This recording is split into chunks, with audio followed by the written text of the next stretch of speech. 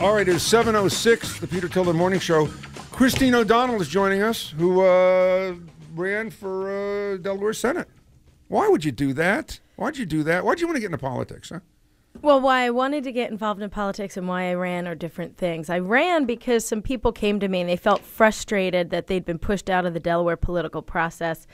In our state, we had the lords of the back room with an obnoxious sense of entitlement where it was, you know, they deemed if it was your turn to run. And meanwhile, for, you know, nearly 2 decades since we had a Governor DuPont in office, people were feeling frustrated, feeling that, you know, this growing discontent with career politicians and saying, come on, Christine, you can go bust up some backroom deals. You know, I didn't earn the name troublemaker for nothing. Politics is tough. It is, but, you know, the on that level, process, it's really tough. Yeah, the political process should not belong to the ruling class elite. And we need more everyday Americans to get involved. And if we let, you know, what happened in my race scare people out of the political process. Oh, but you got killed. You got killed. Your own party started going. You know, it's the thing with politics. They smell blood, man, and they come circling. Oh, they will. Your own people throw you by the ankles under the bus. Absolutely, and that's what happened in my race. Instantly. And we had the witch thing, and we had.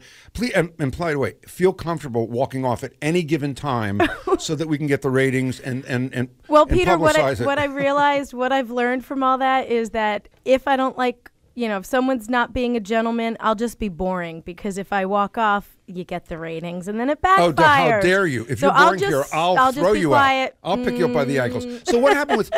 See, I think Piers is a giant, and I'll put this gently, sensibly, because I am a gentleman. He's a load. He's a huge load. Why are you being so weird about this? Yeah, okay. And it was so he's asking you about what did he ask you about the masturbation thing? He did.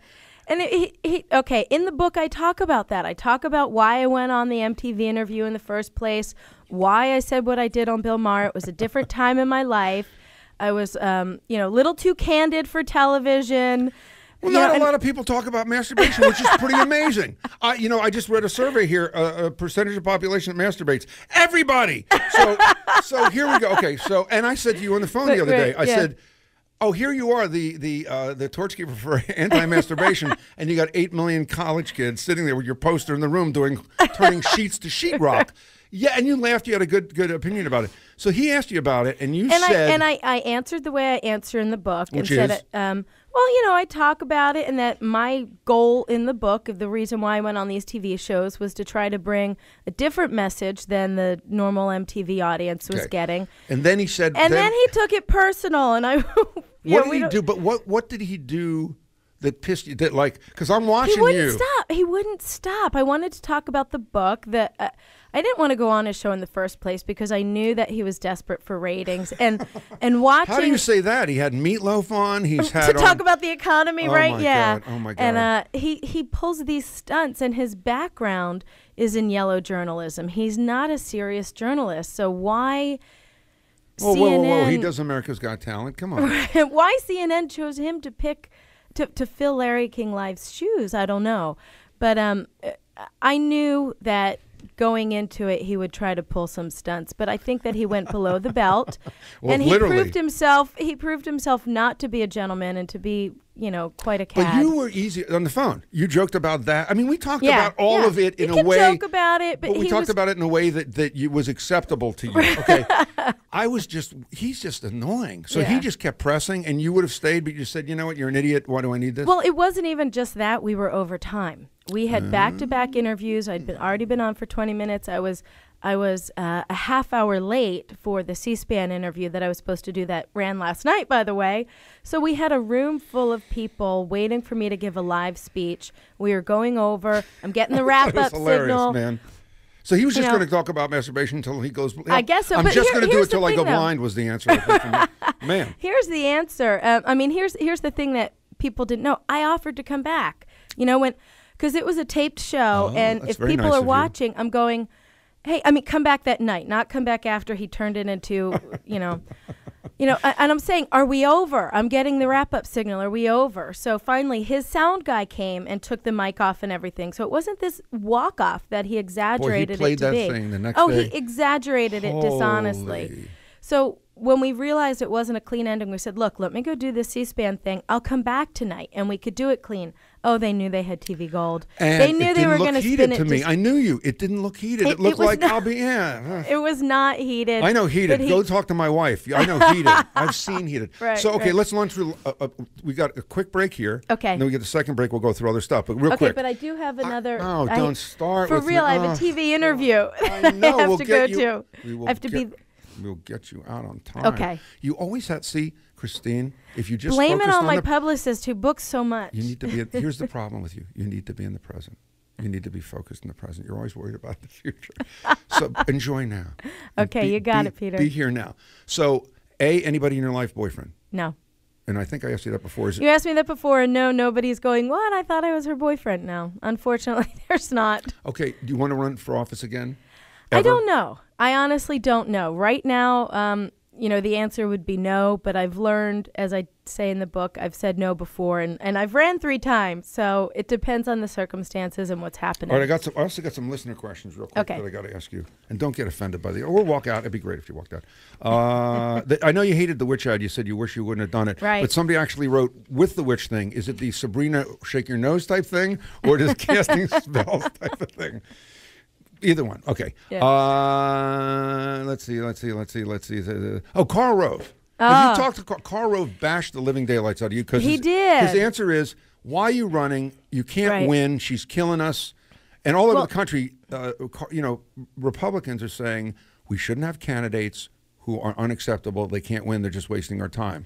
Have you talked to Karl and had any kind of rapprochement? No, I've actually, last week on an interview, extended the olive branch to him because I think in order for Republicans to make sure that Barack Obama is a one-term president, and Barack Obama has so many flaws that even his own party is speaking up. We need to unite, and Karl Rove hasn't responded. But I will say this, set the record straight on the misinformation that Karl Rove was putting out there. That's just proof of that obnoxious sense of entitlement and the ruling class establishment mentality, because before Karl Rove and the other people in my own party started their shameless attacks against me, I was ahead, according to Rasmussen. I was beating the Democratic opponent. And then the Republicans turned on me, and that played a significant role in bringing me down. And we only had about 5 weeks from the primary to the general election. If we had done what they did in Kentucky, where Mitch McConnell was hammering Rand Paul until he won the primary, and then all of a sudden he was the best thing since sliced bread. That's why I'm saying get out of politics. Go back to the View. Go back to the View asking for the gig. But then people like, the establishment-minded people like Karl Rove and those like Barack Obama on the other side. He's saying you're not going to make it. She's not going to make it. It becomes a self-fulfilling prophecy. The political science, it's not political field, political science shows that I was trending towards a victory. But what goes on behind the scenes that we don't know? A lot of when that happens. A lot of dirty tricks go on behind the scenes, and I talk about some of them in the book. I talk about. Oh, we should mention. I've been bad about this. Troublemaker. Let's Do What It Takes to Make America Great Again is the book, and there's plenty of juicy gossip about what goes on behind the scenes, but I also lay out what I hope is a convincing argument for how we need to go forward and how we need to return to limited government, and not just how, but why. If you consider yourself an advocate for the little guy, then a limited government, low taxation system is the best to help the individual. Dear Peter, can you ask Christine if she paid off all her taxes and student loans? If not, I would like to help. And if possible, I'd like to get her phone number and take her out to a nice dinner here in L.A. She's a hottie. This is Dale from Santa Monica. Would you go out with a listener? It depends on who it is. I don't know. But yes, I have paid off all my taxes and student loans, and I did so before I ever ran for office. And what are you doing for income now? If the book doesn't sell, what are we doing? Well, we'll see what happens House? after I mean, where are we going? You got it. I can always fold sweaters at the Gap once again. I became very good at that. Did you do that? I did that. I folded sweaters at the Gap. But that's a cheat because the Gap gives you that board. You have a clipboard. A clipboard that you got to do. Yep. Which Gap did you sell at? Back in New Jersey. Really? Yeah. All right. Yeah, the Morristown More Mall. with Christine. She can stay from. No, now this is it. So are we supposed to go along with her, or are we done? That's it. This was it. What a tease this was. Till 7:20. Are you back on 5 more minutes? Yeah. Let's take. I don't know. Go. Yeah. Go. Oh, keep going. He said stay. We can take it a little bit longer. We'll do that. Just a little bit longer. No, because I see how you're looking at me with lust in your eyes. You don't. No, I can tell. Trying to help, but I do have to, so that you can't say that I walked off. I do have a TV interview at 8 that we have to get to. I can tell when there's heat, when there's some kind of stuff. Who has reached out to you behind the scenes that we don't know about in the party? Well, Mitt Romney has been incredibly encouraging. And what did Senator he say? DeMint. He said that, I did the party proud, because what some people have said was I distracted the tigers, so to speak. As the media was busy beating me up in my race, some candidates like Rand Paul and Marco Rubio, the heat started deflecting off of them, and they were able to get to the finish line because I deflected all the negative attention that was aimed, Got it. So let me ask you, we're talking to Christine O'Donnell. What about Sarah Palin? Because I got to tell you, honestly, she is annoying the living daylights out of me. Is she really? I'll tell you why. There's something called for-profit politics. Donald Trump is transparently using that. He's never running. If they investigate his finances, that's the last thing he wants. Sarah Palin has made a fortune in for-profit politics without announcing, without doing, and taking the air out of other people's campaigns. Isn't it starting to piss everybody off? Isn't it like either announce or don't? But come on. I think a lot of people are feeling that way. But I have to say, if you hear what happened to her in that vice presidential campaign, how the party turned against her as well, and you have to wonder, is it they're threatened by women? What's going on that the party turns against strong women?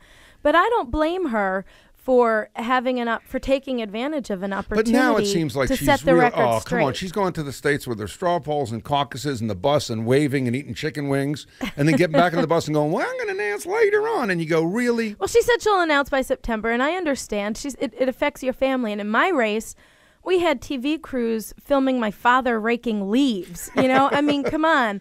And I don't have kids. No, really. That you know of. Okay. Right. No. Right. I don't have any kids that I know of. There was that time in college. But you never know. Little drunk. Who's out there? What guy has carried my child? No, just. All right, oh my gosh! back. Now they're gonna say what? That I said I had an illegitimate kid. I just got it. I was pushing just Peter for Tilden that. Show. That's it. Ladies and gentlemen, we're going to release that today. All right. Listen Piers to me, Miss. is going to break no. that. Why don't you leave, Miss Lack of Commitment? I got to go do TV. That's fine. No. I get it. You can check her out with Steve, my good friend Steve Edwards. Are you running over to Fox right now? Yeah. And he's going to, by the way, they'll ask about Master. Be prepared. I'll say I talked about it on the Peter Tillman Show. I'm going to leave. You got it. All right. And she has a child out there. If you're her child or know of the child, call us. Thanks for coming in. You come back later when you have more time. We can take some calls. I would love to take some people violently opposed and from 17-year-olds are so turned on by you they can't stand it. Christine O'Donnell, see you later. Thank you so much, Peter. Radio It's been a lot of fun. KABC. Take it easy.